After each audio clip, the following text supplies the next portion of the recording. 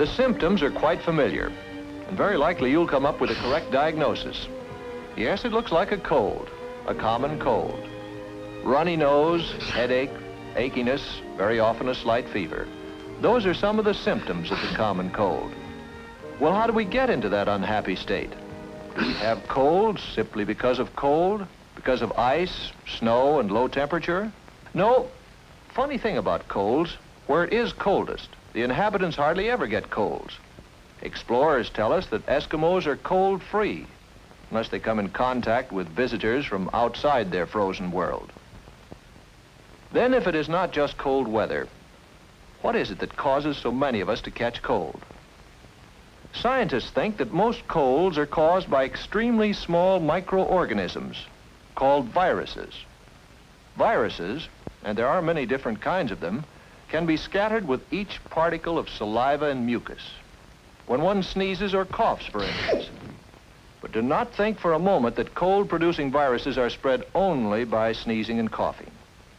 If by some magic the tiny particles of saliva and mucus could be made visible as a black smudge, we quickly would realize in how many other ways we are apt to scatter bacteria and viruses all around us. For instance, Jane here has a cold. Look at that smudge. Look at those germs she leaves on the doorknob. And here's Bob's hand picking them up. Bob, his hand now covered with germs picked up from that doorknob, transfers them to a book. Sue, having the bad habit of wetting her finger to turn pages, carries the germs from the book to her mouth, and then passes them along with a pencil to Anne. Anne carries them home and leaves them on the family's dinner table. Yes, even during an ordinary conversation, saliva and mucus particles escape our mouth and easily reach others who inhale them as they breathe. Just remember how breath becomes visible on a cold day. How then, with so many germs surrounding us, can we avoid having colds all the time? Well, fortunately, our body has defenses against this enemy. Normally, we breathe through our nose. The nose, as well as the sinuses, the eustachian tubes, and the throat, are lined with a delicate membrane. If, under a microscope, you look at the lining of the nose, we call it the nasal membrane, you can see that it is covered with tiny moving threads. These are called cilia. They move back and forth like stalks of grain when a wind blows over a field.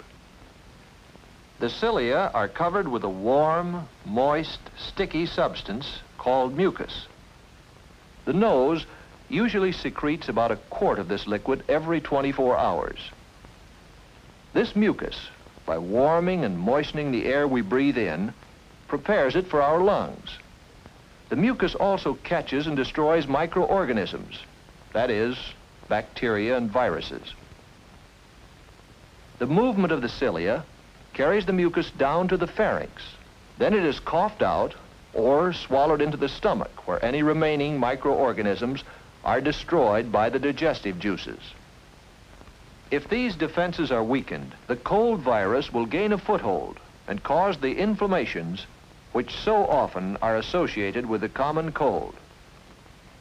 The common cold is not a serious sickness, but still, medical science as yet has not found a cure for it. Ah, yes, there are remedies galore, all sorts of medications, which soothe pain and headaches and so bring some relief. However, they do not cure colds. And no matter how convincingly they may be advertised, do not use them without having checked with your doctor. But there is a sound prescription. If you have a cold, don't stay in school, because if you do, you may send others home with your cold.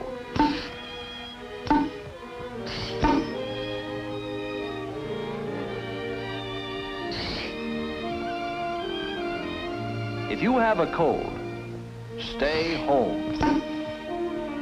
Stay in bed. This is the prescription which common sense and medical science recommend.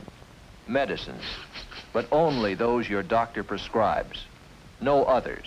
Warmth, rest, which you can get best when you stay in bed. And while you're there, you might as well make the best of it.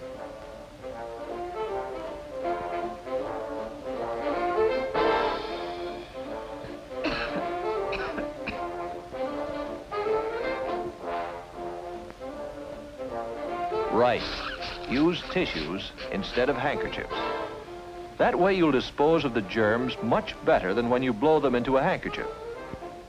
However, should you not feel better in a couple of days, or if you keep on having a fever, you should ask your parents to call a doctor.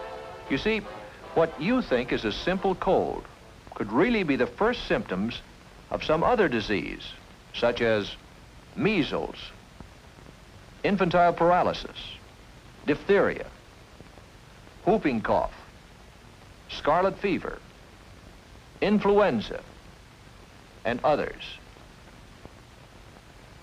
However, even if your illness proves to be only a simple cold, it is still important that you take care of it. A cold which is not treated might very well back up along the mucous membrane and so invade the sinuses, the cavities in the bones of the face and the skull. Or the infection may reach the middle ears when it invades the eustachian tubes, which connect the middle ears with the throat. Frequently, the inflammation also travels down the respiratory tract to the pharynx, the larynx, and the trachea. Your throat feels sore and your voice is husky. It travels to the bronchi. You have a bad cough. And occasionally even to the lungs, and that is pneumonia. These are painful complications, and they often take a long time to clear up. The best defense against the common cold and all these other diseases is to keep up the body's natural resistance.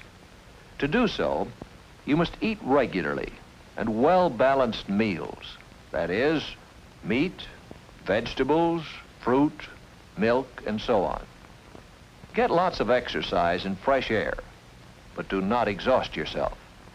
In cold weather, you must wear sensible clothing to provide proper warmth to remain healthy.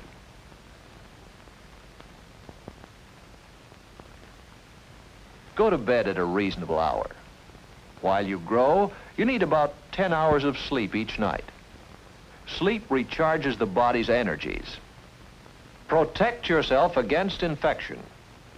Keep pencils and other things out of your mouth. Never take bites of other people's food. Do not use somebody else's drinking straw or glass, not even within your own family. In the bathroom, for instance, use only your glass. And wash your hands frequently and thoroughly, especially before eating. When you wash your hands, you wash away many of the disease-carrying smudges you may have picked up. But if in spite of all these precautions, you still come down with a cold, let us repeat, take it to bed and stay there until it has run its course.